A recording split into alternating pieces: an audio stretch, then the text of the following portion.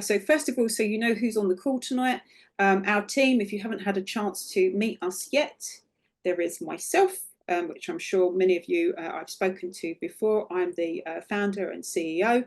I'm also a parent of two eosinophilic children who are now 22 and 18. So I understand from a patient advocacy perspective and also from a personal perspective what's actually going on in your lives and the complication that these diseases bring with it.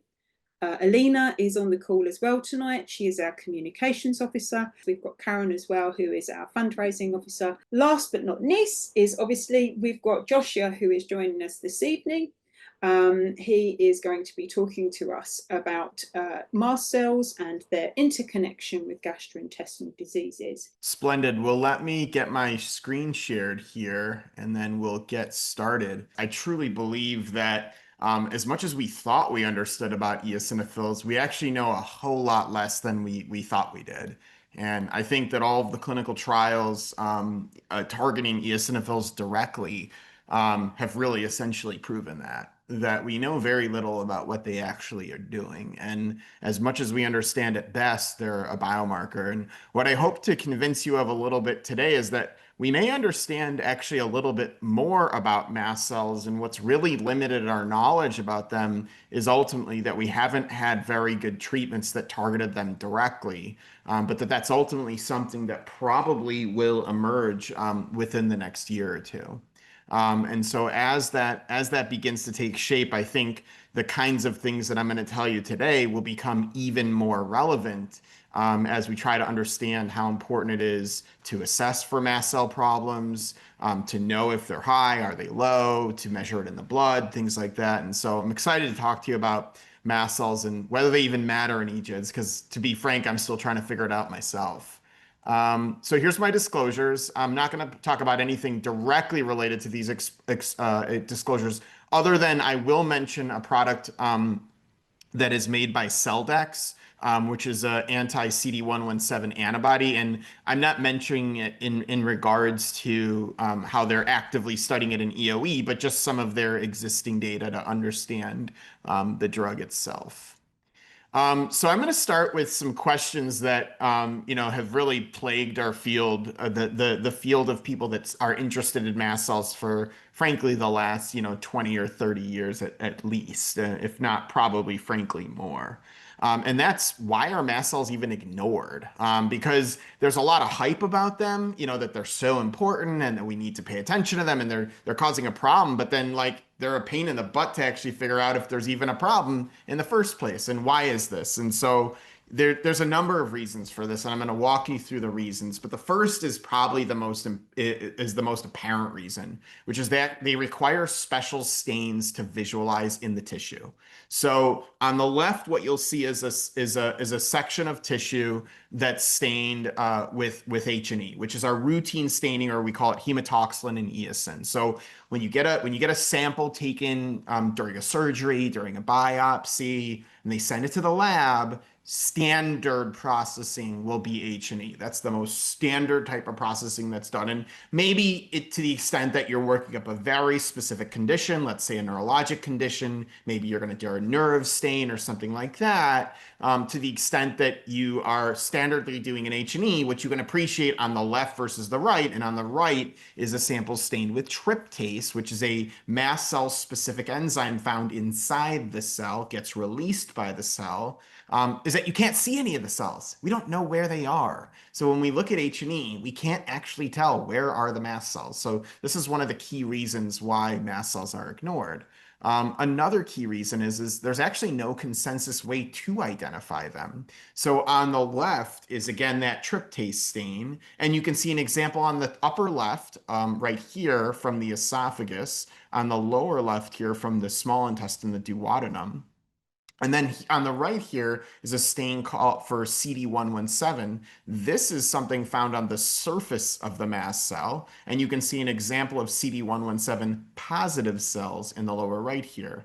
And the problem with both of these stains is two issues basically. One is that you can see that in the tryptase stain, there's a lot of staining outside of what appears to be the very dark brown dots. That's actually because the tryptase has been released from the mast cell. It's seeping into the tissue, and it just becomes a challenge for pathologists to then quantify. What you can't appreciate with the CD117 stain on the right is that there happens to be other cells that express CD117, and that includes cells that are part of the immune system, most commonly cells called monocytes, but there also can be cells that are involved in pacing. So these cells called interstitial cells of Cajal or enterochromaffin cells, cells that are important in sort of gut motility, that you can find when you look particularly in the small or the large intestine. So as a consequence of it, neither stain is perfect. And then also mast cells just seem to take different shapes when you look at them too. And so you can see in the left, you see a mast cell with a nice defined cell border, but stuff coming on the outside of it. In B, you have this real pencil thin mast cell. It's like it's trying to squeeze through some tissue to get to someplace else. On the right and on the lower left, you see mast cells with a lot of granules, and particularly in the lower left in D, you see a lot of clumping of the mast cells. In E, you see a lot of circular free granules, and this is, of course, another challenge. And then you have, of course, F. You have, is it two mast cells next to each other down here in the lower right? Or is it just you cut the section very strangely? So is that one mast cell, two mast cells? This becomes an enormous challenge of quantification. And even still, we don't even really understand how many mast cells is even normal. So this is a report using CD117 on the left here, and you can see that they quantified different parts of the GI tract. It appears in the esophagus, there's relatively low numbers, but actually throughout the GI tract in this study, there's relatively high numbers of CD117 positive cells. On the right is a paper that I was a part of where we did an even more exhaustive review of the literature. And you can see both tryptase, which is TRYP, as well as the CD117 stain as well. And there's just cell numbers all over the place. And so again, we don't really know exactly what's normal. And frankly, when you're talking about what's normal, getting people to undergo endoscopy where we're going to be able to take biopsies and they have absolutely nothing wrong with them, it's obviously very challenging. So there's not a lot of well-known information around how many mast cells is actually normal. Nonetheless, I've been part of a working group to try to standardize the way we quantify. When you have a clinical history and your differential includes a mast cell problem, it is normal to stain for that CD117 to assess what you find. And if there's a lot of staining going on, or you're unsure of what the meaning of the staining is, potentially confirm with tryptase. And then if you're really looking for something like mastocytosis, which we'll talk about in a second, consider further staining, because these are cells that are important in terms of the clonality of the mast cells, and mastocytosis is somewhat of a mast cell cancer, essentially. So this gets me to the idea that there's all these different terms out there that I hear, because when people are coming to see me, they just want to know, is it mast cell? Is it mast cell? And this is a common phrase that I hear in the clinic. And to some extent, I have to talk through the different terms that we use when we're talking really about conditions related to mast cells. And I thought it would give you a little bit of a handle on that. I don't want you to focus too much on the middle and the right column, but start here in the upper left with me, which is mastocytosis. And this can be localized to organs. You can have gut mastocytosis, you can have skin mastocytosis, or you can have systemic. It can involve your entire body. There's mast cell activation syndrome, or MCAS. And I think when most people are saying, do I have mast cell or not? This is actually what they mean in general. And this is a challenging condition because classical mast cell activation syndrome really involves skin symptoms and/or recurrent anaphylaxis. So when you hear about patients with very severe classical versions of MCAS, that's what you'll hear about. And these patients will have elevated tryptase in their blood. And of course, there's some challenges even in measuring that, which I won't necessarily go into. Of course, mast cells very involved in anaphylaxis. They're the critical cell that sort of explodes when exposed to a foreign invader that's triggering that. There's localized mast cell activation. So you might think about hives, for instance, or the medical term is urticaria. So there might be a reason if you have an unexplained rash to be staining for mast cells in the skin, and I've been involved in a case like that before. And then, of course, there's a slew of particularly T cell mediated allergic conditions, and you'll see that eosinophilic gastrointestinal disorders is right there. So this is one place where mast cell quantification is thought to be important, and how. And then you can see clinical application of mast cell markers, and there's a whole slew of things here. So what's the way in which we should frankly quantify mast cells? And that the issue there becomes that there's advantages and disadvantages to all of those methods. When it comes to EGIDs, of course, and this is really going to be the focus of what we talk about, it does seem to be clear that mast cells are increased. A number of studies have looked at this. I'm just highlighting one here: higher numbers in EoE, higher numbers in the stomach compared to controls, higher numbers in the duodenum, higher numbers in the colon. And again, this is 4 unique studies. But generally, when you look at studies that have compared quote unquote controls to patients with an EGID, they generally will see more mast cells in the aggregate. So what's the relationship then of those increased mast cells to the abnormalities that we see in these EGIDs? And there's been a lot of research to address that. So we're involved with a study with Seeger right now looking at this in children because there's the least amount of literature in children on this, a little bit more in adults. And there does at least appear in children to be a pretty strong correlation with the eosinophil. This is less observed in adults, but this is much more common in children. And I'm just showing you graphs here of eosinophils on the y-axis and mast cells on the x-axis, and you can see this value here called R, and the higher this value is, closer to 1, the more correlated those two things are. So high correlation, which is what 0.69 or 0.7 will tell you. We've also looked at how it relates to things we see under a microscope. So that's on the left here, or things we see with our camera. That's the EREF system. And you can appreciate, again, these numbers here, 0.55, 0.6, 0.7, they're pretty high. So mast cells definitely relate to the things we see with our eyes. When we look with the camera, when we look under the microscope, we see inflammation. There's a good chance the mast cell is elevated in number to the degree that there's inflammation present. What mast cells aren't so clearly related to is the symptoms.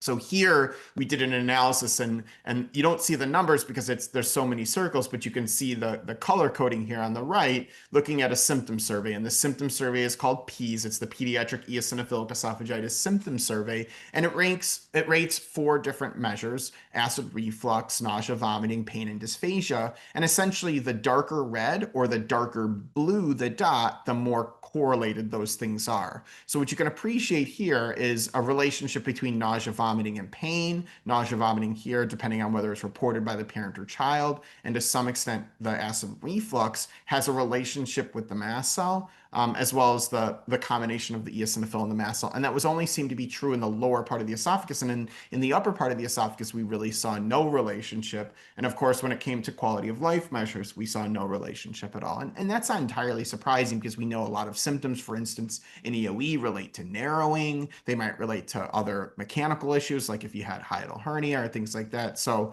I think that's actually fairly reassuring that there's not such a tight correlation, but it does suggest at least that there might be a relationship, at least to some extent, to the nausea, vomiting, I think, since it showed up in both the child and parent survey. In addition, this has been the relationship between eosinophils and mast cells has been assessed in eosinophilic gastritis and duodenitis. And you can appreciate here not quite a good relationship. This is the p-value now. Again, with a p-value over 0.05, there's really no relationship. And really, if there's a strong relationship, you'd expect a very, very low p-value. Mast cells on the y-axis here, eosinophils on the x-axis. And you can see a very poor correlation. And that was also somewhat true in the duodenum, maybe a slightly better correlation, but really no clear relationship there at all. They also, in the same study, looked at the relationship between symptoms, between endoscopic abnormalities, and I don't want to bore you with what's actually written here, but there was no relationship. So in eosinophilic gastritis and eosinophilic duodenitis, we really have absolutely no understanding of why the mast cells may be elevated. They definitely seem to be, but what that is in even relation to, completely unknown. Much more understood, at least in eosinophilic esophagitis. And there's no studies that have looked at this in colitis other than to say that they're increased in number. So how do mast cells change with treatment? Because of course, if they're important, we would expect that they go down closer to normal when you treat the disease. So I'm going to show you the EoE data first. So there's these three studies that have been out for quite some time. You can see they date back to 15 to 20 years ago. And what they showed is that patients with EoE, which is this first blue box on the left here, have increased numbers of mast cells, and that seems to go down in the patients that are responding to a steroid. These are fluticasone responders. This is a similar study where they looked at the same thing.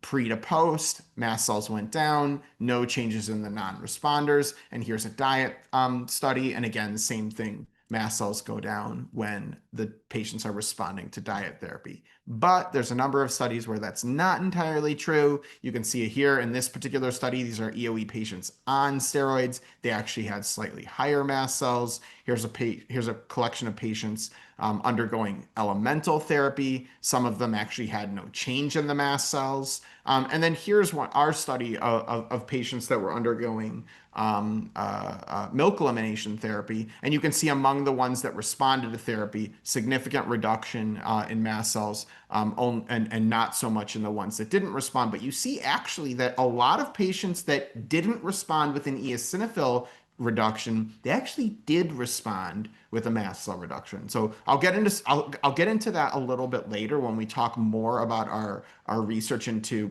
potentially foods that might be contributing to this. But this is actually really interesting that actually mast cells can go down even if the patient isn't technically responding to treatment with regards to the eosinophils. So something to keep in mind, because again, we really don't have a good sense of what's going on here.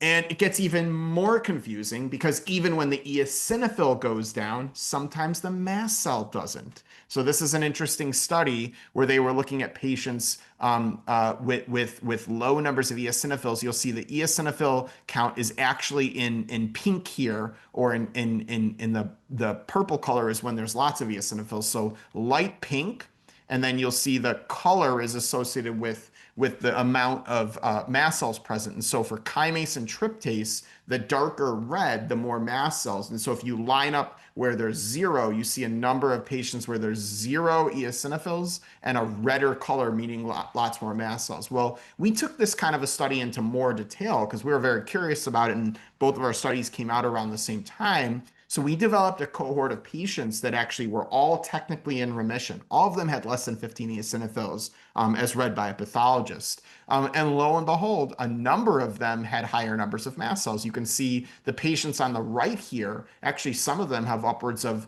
even 50 mast cells per high-powered field. And we were able to stratify this interestingly. And what we found is that the patients that were not having any symptoms, and they didn't have anything wrong when we looked endoscopically, those patients had the lowest numbers of mast cells. So we called those patients clinical remission. Those patients were defined again. They felt so much better and their endoscopy looked better. And this actually fits with a lot of what I already showed you earlier, that there's a nice relationship between what we see with our eyes, as well as to some extent the symptoms. And so it's not entirely surprising that when the mast cells go all the way down, the patients feel great. We looked a lot further into what kind of abnormalities are present, and you'll see, if you've ever heard of these things, oedema, furrows, and then abnormalities with the epithelium, but not a relationship to the eosinophils. So it appears that actually mast cells may be impacting the tissue, but they're not really impacting the eosinophils. And to a large extent, I think this is actually very, very, very relevant today because, again, we know that if you target the eosinophil alone, you don't actually see improvements in the tissue. And so this is why we're hopeful that if we're targeting the mast cell, potentially we're going to see improvements in the tissue inflammation. And I think this is going to be a very big question, over the next year. And here's actually a nice example of a patient that was undergoing therapy. So I put the H&E on the left. So here's where you can see like the eosinophils, and I'll point those out. Here's actually T cells, which is CD3, and then here's mast cells. So mast cells on the right here, the eosinophils on the left here. So here's diagnosis, lots and lots and lots of cells. Here's when the patient went onto elemental diet, not so many cells present. The patient now reintroduced food, not so many cells present. The patient now reintroduced food again, the inflammation came back, and you see lots of T cells, lots of mast cells, and the tissue looks kind of inflamed. And now the patient went on to an anti-eosinophil therapy. And actually, if you look closely at this image in the lower left here, there are no eosinophils present. But what does remain is the T cells and the mast cells. And this was actually really good evidence to us that these types of drug approaches were not going to be effective. And indeed, now it's turned out, as many of you all know, that anti-eosinophil therapy has largely been abandoned, as although some patients felt a little bit better, the majority of them were really not in remission in a way that was meaningful. We've even dove further into this by looking through different cohorts that we have in the lab. Again, a collection of patients where they have this persistent endoscopic abnormality or histologic abnormality. Again, edema, furrows. This is the primary epithelial abnormality called basal zone hyperplasia. You can see higher numbers of mast cells. And this, if you stratify this between the patients that have lots of eosinophils, those mast cells are higher. It's just that they're not going back down to the normal levels. So there's this intermediate state when you've treated the disease where if the mast cells remain somewhat elevated, the tissue is unhappy and these patients tend to be symptomatic. And this is actually important because as we're trying to understand what is remission in an EoE patient, it actually may be very valuable to start looking at mast cells a little bit more closely. This is just a correlation showing that strong relationship between the two, and we don't need to spend too much time on that. And again, this is just another look at our patients treated with milk elimination. And what we focused on with this analysis was whether the epithelial abnormality had resolved. And in the patients that did, you can see a dramatic reduction in the mast cells. In the patients that didn't, no significant reduction. So again, the tissue is getting healthier when the mast cells go away. I think this is really valuable information for understanding how these therapies work. So it tells us that the mast cells themselves are probably a biomarker of inflammatory or structural tissue abnormalities. So again, the idea that it looks bad when I put in the camera, it looks bad when I'm under the microscope, regardless of whatever the eosinophil number is, there's a clear relationship with the mast cell. And we've looked at this even further. We've looked at what about patients long-term? So we defined a long-term meaning they've been on some therapy for at least a year. They got treated with the therapy, their mast cells went down, they stayed on a therapy, and you can see some patients still have elevated mast cells even after a year of therapy. And we compared that to a control group, and you can see they're definitely clearly higher than a control group. In fact, in our control group, consistent with the literature, very few eosinophils, very few mast cells found in the esophagus. We found less than 5 in this particular study, and that's generally what's appreciated within the field. And so I think this really speaks to the fact that mast cells may be a very valuable thing to measure when we're not really sure if our patient's been effectively treated. They might still have symptoms, they might still have endoscopic abnormalities, they might still have abnormalities under the microscope, and we're really not sure how to explain all that. Sometimes you can find higher mast cells. That may actually be a reason why their therapy is not entirely working. Because again, just because the eosinophil goes away, yes, that's our technical definition for remission, they may not actually be in deep remission. And that's clearly our goal. This was just a deeper look at how the mast cells change, and you can see that they really bounce around, right? That they sometimes go down, sometimes go back up, sometimes actually go up, sometimes then go down. And I think this really speaks to the fact that, again, we really don't have a deep understanding of why things are changing so much and what's actually driving that. So this just really says that the resolution of this inflammation, it can take more time, and the mast cells can actually increase despite stable therapy and ongoing remission. We've even tried to understand what's actually triggering this. So we had a nice study that we had conducted previously where the patients went on 4-food elimination diet. And the diet we use for that is dairy, soy, wheat, and egg elimination. And in this study, they nicely ran through a protocolized reintroduction where every time the scope was abnormal, they had to then do a washout scope. So it was a lot of scopes for many of these patients, but it really helped us rigorously identify their food triggers, again, specifically with regards to the eosinophil counts.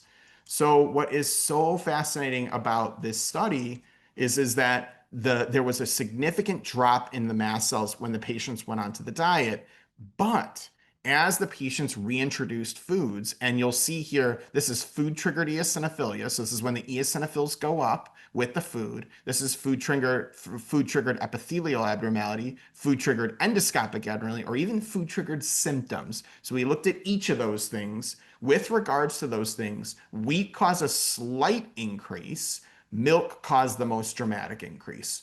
So this was fascinating to us. It really appears that just putting food back into your diet doesn't actually trigger the mast cells to increase in number significantly. And some of these patients had reintroduced these foods for 3 to 6 months. I mean, our goal for them was ideally a 6 to 8 week reintroduction, but in clinical care it can take a little bit of time. But what's fascinating, of course, is despite the fact that many of these patients in this post group here, this one here, this one here, have very high eosinophils. They don't actually have high mast cells. It was only when they put the milk back in their diet that the mast cells went way up. So this tells us something potentially very interesting, that there may actually be components of the milk that are targeting the mast cells, or that somehow milk is triggering a very unique type of EoE, particularly in diet responsive patients, which leads to greater increases. Definitely something I don't understand yet, but something where more research is obviously needed to answer these key questions. In EGIDs outside of the esophagus, there's very little unknown about how mast cells change with therapy. So this was from a study on an agent that targets eosinophils and to some extent targets mast cell activation. And what they did see in their trial was that compared to placebo, there was a significant drop in the eosinophils, you can see on the left here, and also to some extent, as you can see on the right here, a change in the symptoms. And then you can see reported here is a minus 17% drop in the mast cell numbers in the drug treated arm compared to 17% increase in the placebo controlled. Now, this drug ultimately did not make it in a phase 3 trial, largely because the symptoms were not really improved. And that may be because of the fact that it's largely targeting eosinophils. And as I mentioned already, eosinophil targeting seems to not be beneficial for patients with EGIDs. And here's another study where they looked at an eosinophil targeting agent, and you can see essentially no change in the mast cells in either the stomach or to the duodenum. So we just don't have a lot of information here, and a lot more work is needed. My lab is certainly trying to work on questions like this, but I think just a lot more work is going to be needing to be done to really understand mast cells in these lower EGIDs. Well, there's always a big question about mast cell activation, because again, when people say, is it mast cell, is it mast cell, is it mast cell, what they're really wondering is, are the mast cells getting triggered to start releasing what their contents are? And so this gets into the question of what actually triggers a mast cell. And I don't want anyone to think through each of these elements. And of course, many of you have heard of IgE, and that's this receptor right here, which is the IgE receptor, and you can see allergen triggering that. But suffice it to say, there's actually a wide variety of things where mast cell activation can be triggered. And indeed, when these things get triggered by some things coming from within the body, some things coming from outside the body, you'll see things like insect venom here. There's a release of things, and the releases come in different phases. So phase 1 is called degranulation, and these are preformed proteins. They're sitting inside these little granules. There's lipid mediators like leukotrienes. Many of you have probably heard of the drug montelukast, targets leukotrienes, and those get synthesized. And then there's things that take a lot longer to synthesize, and those are things that communicate between different cells, and those are called cytokines or chemokines. Now, we've studied this process of degranulation in the lab, so this is just a culture of mast cells. You can see here on the left, the key defining feature of mast cells being these two receptors. And when you trigger mast cells, you can detect their degranulation simply by triggering IgE reactions, and the mast cells will release things like tryptase, for instance.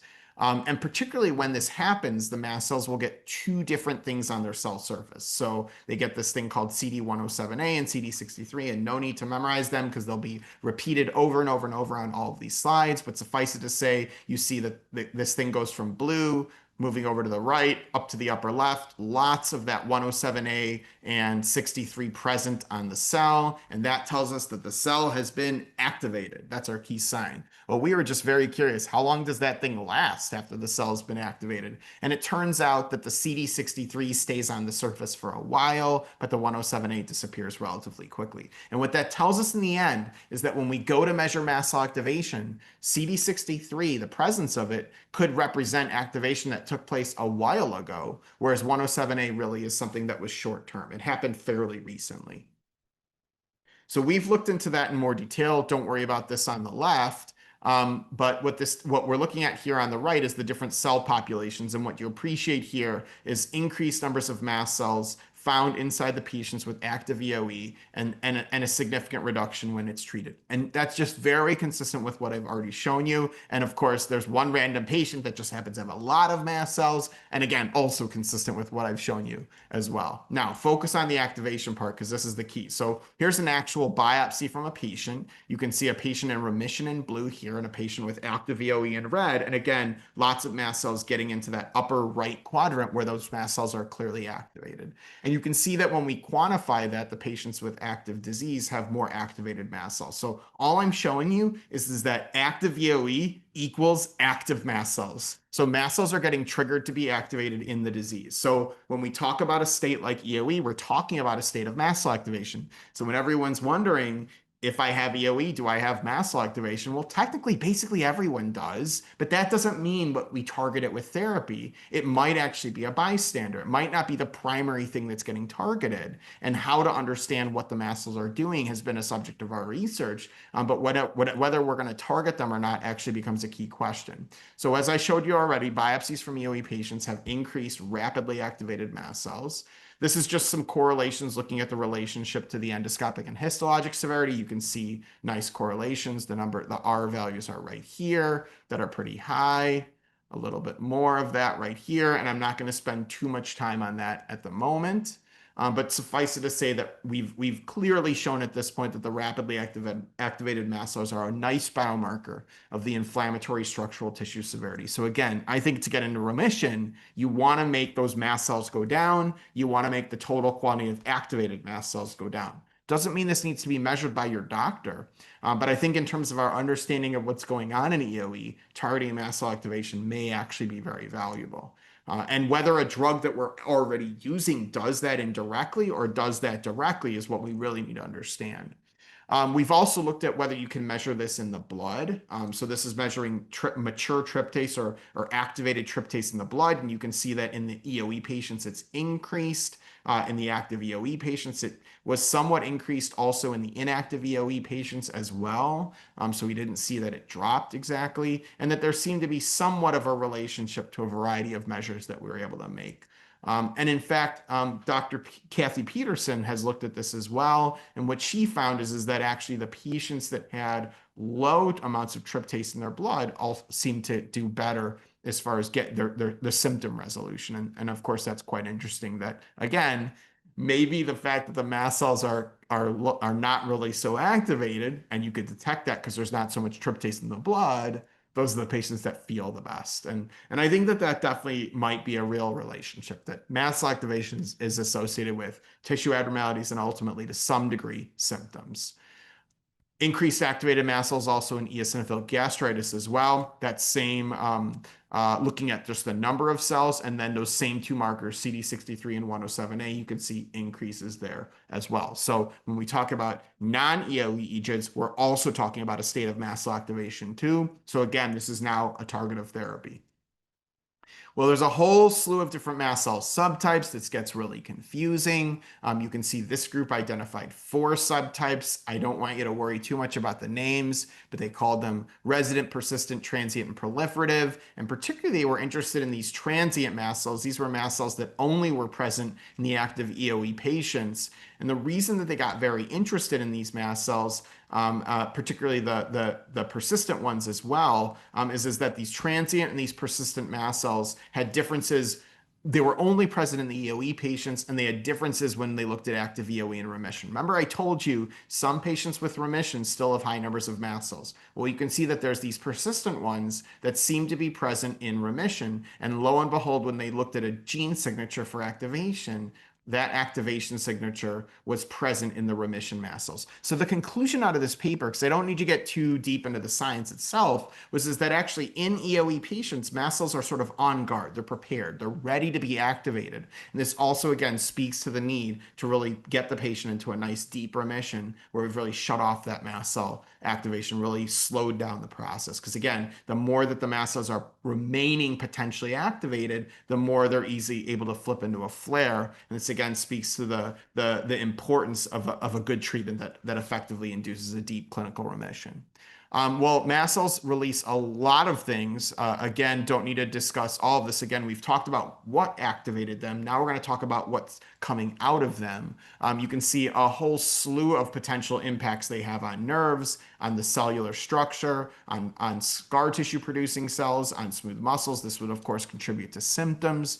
And people have done experiments to try to understand this. This group actually grew mini esophaguses in a dish. You can see what they're doing, and then exposed them to activated mast cells. And when they did this, what they found was is that the mini esophagus that were exposed to the activated mast cells had reduced resistance. What does that mean? That things are passing through more easily. So when mast cells are getting activated, it's allowing the tissue to open up. So it's making the tissue allow things in more simply. So again, this gets back to the idea of why might we need to target mast cells? It actually may be because they're opening up that barrier. They're reducing the barrier. They're allowing things to get in. As many of you know, food's the primary problem in EoE. I've already showed you evidence that it might even be milk that's a key trigger of EoE. And to the extent that that's being allowed in because of the mast cell activation, that's a really important thing. They went on to look at this protein oncostatin M. I'm not going to bore you with the details other than when they put oncostatin M into these cultures by itself, it also led to that same thing. So they hypothesized that one of the key things mast cells release is oncostatin M. This was a cool paper, but still certainly needs more work. We've done similar kinds of experiments where we actually activated mast cells in a test tube, took the mast cells out and just took whatever came out of them and put it on those mini esophaguses. And in our case, we saw again that that barrier was reduced. We're measuring this electrical resistance. And again, just the tissue, you can see that in those ones that were exposed to the activated mast cells, it's very abnormal looking. And we looked again at how it changes the relationship of the types of cells. Are they flatter? Are they more rounded? It turned out with the activated mast cells, they had more of these basal-like cells, so they're more rounded, and that they seem to be proliferating more. So when mast cells are exposed to the cell surface, they're inducing cell proliferation. And again, they're increasing that cell turnover, further opening up that barrier. And we showed a reduction in particular barrier protein as well called DSG1. So super interesting stuff in terms of, understanding potentially how mast cells are working. But it really seems that as the mast cells are becoming rapidly activated, don't really know exactly what's the cause per se. It's contributing to this loss of barrier, potentially facilitating things permeating into the esophagus. We've looked at this with other mast cell proteins as well. On the left was histamine. On the left is tryptase. On the right is chymase. Both of them were able to do the same thing. We've also looked with histamine. That is not able to induce barrier dysfunction. So that's really important to remember because we know antihistamines are not very effective for treating EoE, and I think this was further evidence of it. We've also looked at this protein called CPA3, which is very high in the tissue. You can see it nicely in orange there. It correlates nicely with the presence of CD63. It goes down quite significantly when you treat the patients. It is definitely increased in the patients that are not responding to therapy. It is definitely increased in the patients that have more severe tissue abnormalities right here. And what we find is that the mast cells seem to be positioned close to these green cells. These are the more rounded structural cells. And again, we think that the CPA3 is probably contributing to this barrier dysfunction. And we did do some experiments to show that here, again, where we gave CPA3 and we saw that reduction in that electrical resistance, a change in the number of cell layers, as well as a loss of that barrier protein called DSG1, and that we're able to block that when we put in an inhibitor called PCI of the CPA3. So this again showed that if we target what's coming out of a mast cell, there's a potential to actually blunt the effect. And this may also be a good reason why targeting mast cells is actually potentially very beneficial. So we're able to conclude that CPA3 drives loss of the barrier, loss of the epithelial layers, similar to interleukin 13, which is of course a very important cytokine that's the target of therapies. It's associated with this loss of barrier, and we were able to reverse it with an inhibitor. Mast cells have also been found to be a source of IL-13 as well. There's some work from Mark Rothenberg's lab where he's looking at patients with EoE and finding these mast cells that happen to have IL-13 expression, that they happen to be higher, particularly in the lamina propria, and particularly in patients with EoE, they seem to creep into the area where the tissue abnormalities are really occurring, where we biopsy. In addition, mast cells have been found to interact with neurons. This is a study looking at how mast cells change neuron function. Mast cells also seem to be higher in patients that are experiencing pain. That's also consistent with what I showed you earlier of the correlation with pain. And they seem to have a nice correlation with the levels of this neuron receptor called TRPV1, and they seem to be found in close proximity to nerves as well. So there's certainly a possibility that mast cells, when they become activated, are actually triggering nerve activation. And again, I showed you a relationship between mast cells and symptoms, and I think this is good supporting evidence of that as well. In addition, mast cells also produce things that contribute to fibrosis. So this is scar tissue production. This is some work from Seema Sevas's lab showing the presence of TGF-Beta in mast cells deep in the smooth muscle. She also showed that the TGF-Beta causes smooth muscle contraction. And then this is some further work from the Rothenberg lab in which they looked at mast cell deficient animals. And while there were no changes in eosinophil counts, there was a significant reduction in the thickness of the muscle. So again, suggesting that mast cells may have a role in remodeling. Now, the biggest problem with the things that are really going to help us understand this, which of course is studies in humans, is that we just don't have good drugs historically that have targeted mast cells. This is actually a study done in mice, but using a drug similar to what we have in humans called disodium chromoglycate, which is thought to inhibit mast cell activation. Now, in this study, they saw really significant inflammation also of the mast cell as well, and that when they gave this drug, they were able to reduce the mast cells, reduce fibrosis, and reduce some of the cytokines as well. And it's hard to know how much of this is just linked to this model or how much is replicated, because studies of cromolyn have really shown no benefits in humans. In addition, there's even studies that have looked at omeprazole, and you can get omeprazole to reduce mast cell activation in a test tube at least. This is actually taking mast cells, exposing them to omeprazole, which is of course an acid suppressing medicine, and showing that this LAMP protein, I showed you a LAMP protein before, it was called CD107A, but this here they called it LAMP1. Histamines reduce as well. You've probably heard of that one, along with a whole bunch of other things made by the mast cells. And they showed, of course, some differences in the mast cell. Again, suggesting maybe it's actually a bunch of things that are targeting mast cells. Hard to know, because is it really the mast cell that's being targeted directly, or is it really other things? And this is just where it gets confusing. But the good news is that there is emerging drugs that really are going to target mast cells directly.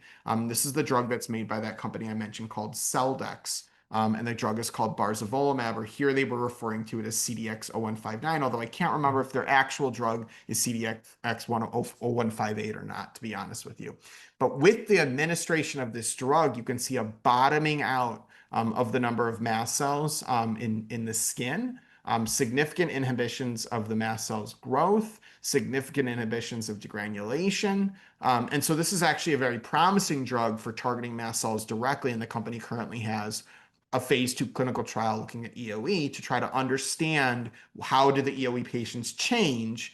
May, of course, be the case that maybe the eosinophils won't go away. That's, of course, the hope that they would, because, of course, that's our biomarker for the disease. But what if the mast cells go away and the patients feel a lot better? That'll be something we have to consider, as that study reads out. And of course, there's a number of drugs that do also target mast cells, but unfortunately have a number of other targets as well. And these drugs are called tyrosine kinase inhibitors, or TKIs. And you may have heard of some of them as they have historically been used for mastocytosis, but really are not favorable to use for treating things outside of the mastocytosis realm. So what do we know so far? Well, we certainly know that mast cells are elevated in EGIDs. They're elevated in density, they're elevated in activation. We really know that EoE treatment, it largely reduces mast cell density and activation, but when there's ongoing abnormalities, there can be ongoing mast cells, either in number or activation or both. We also know that mast cells likely contribute to the barrier dysfunction. Again, that when the inflammation is present, the barrier is reduced, things leak in more. And we also have a sense that they probably contribute to remodeling and even potentially symptoms. What we don't know. Well, we have no idea if eradication of mast cells or their activation is even effective therapy. We have absolutely no proof of that. We have no idea if normalization of mast cells is even necessary to prevent complications. And we really truly don't know what's even driving their activation. And I've given you some clues to all these answers, but I definitely haven't answered them entirely. A lot of people to thank for all of this, of course, all the people I've gotten to work with all over the years. Of course, lots of funding has been very, very helpful. But what I'm most excited about now is to hear all your questions, to answer as many as I can. Hopefully, and of course, I've left my email down there at the bottom, so you're all welcome to email me should something arise and I'm unable to answer it today. Thank you so much, Josh.